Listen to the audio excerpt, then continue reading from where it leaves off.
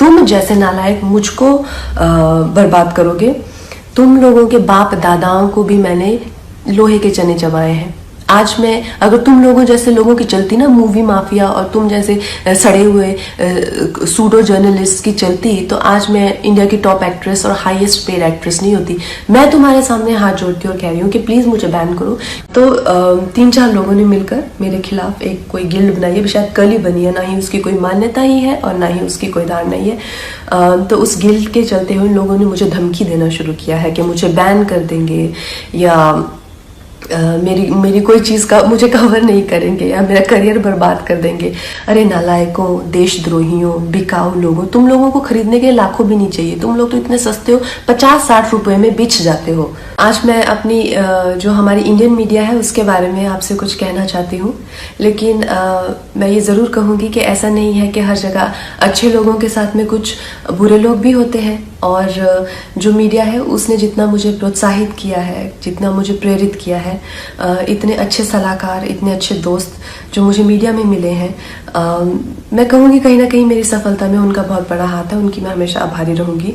लेकिन जो दीमक की तरह जो एक सेक्शन मीडिया का है जो हमारे देश में दीमक की तरह लगा हुआ है, और उसको धीरे धीरे करके उसकी गरिमा को, उसके स्मिता को, देश की इंटेग्रिटी को, देश की एकता को आए दिन अटैक करता रहता है। आए दिन इनके जो भी है झूठी अफवाहें फैलाते रहते हैं। अपने गंदे भद्दे विचार, देशद्रोहिता के जो विचार हैं वो ओपनली सबके सामने रखते हैं, और इनके खिलाफ हमारे कॉन्स्टिट्यूशन में किसी भी तरह का कोई भी ना पेनल्टी है और ना ही कोई सजा है। तो इस चीज़ से मुझे बहुत ही ज़्यादा खींच लगी, और मैंने अपने आप में ही ये डिसाइड कर लिया कि ये जो दोगली मीडिया है, ये जो बिकाऊ मीडिया है, जो खुद को लिबरल कहती है, सेक्युलर कहती है, और कुछ नहीं है, 10वीं फेल भी नहीं है ये लोग सूडो लिबरल है, और ये लोग बिल्कुल भी सेक्युलर नहीं है। अगर ये सेक्युलर होते तो हमेशा धार्मिक चीज़ों को लेके देश की एकता पर हमेशा प्रहार नहीं करते।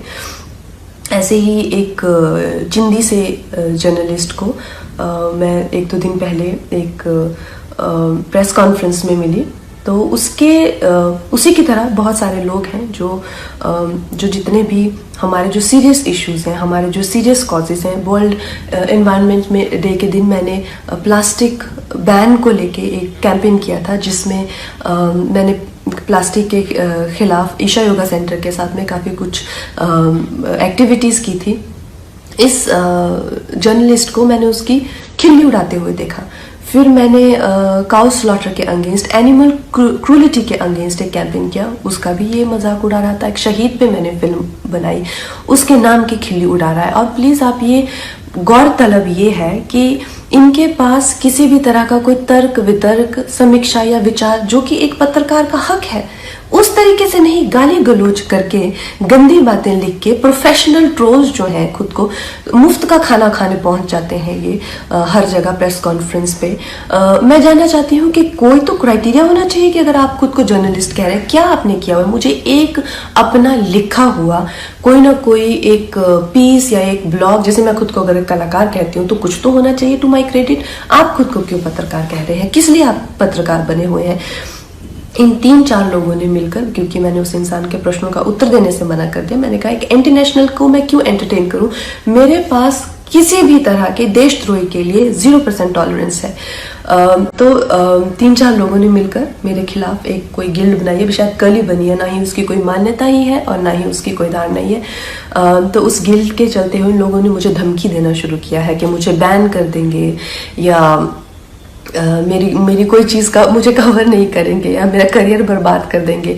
अरे नालायकों, देशद्रोहियों, बिकाऊ लोगों, तुम लोगों को खरीदने के लाखों भी नहीं चाहिए। तुम लोग तो इतने सस्ते हो, 50-60 रुपए में बिछ जाते हो।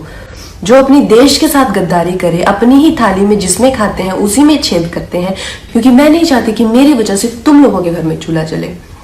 और इससे ज़्यादा बड़ा एहसान आप मुझ पे नहीं कर सकते कि आप मुझे बैन कीजिए। और जो भी मेरे भाई बहन इस देश के जो युवक युवतियाँ हैं जिन्होंने इन लोगों का बहिष्कार किया है, और जब मणिकर्णिका फिल्म भी आई थी और मूवी माफिया उसके अगेंस्ट पूरी गैंगअप हो गई थी, तो इन बच्चों ने इतने अच्छे तरह से हर दिन we stand with Manikarnika trend किया, उस फिल्म को बहुत सफल बनाया। फिल्म ने 150 करोड़ से ज़्यादा का बिजनेस किया, और इस चीज़ से मुझे इतना गर्व है अपने देशवासियों पर, आप लोगों के लिए।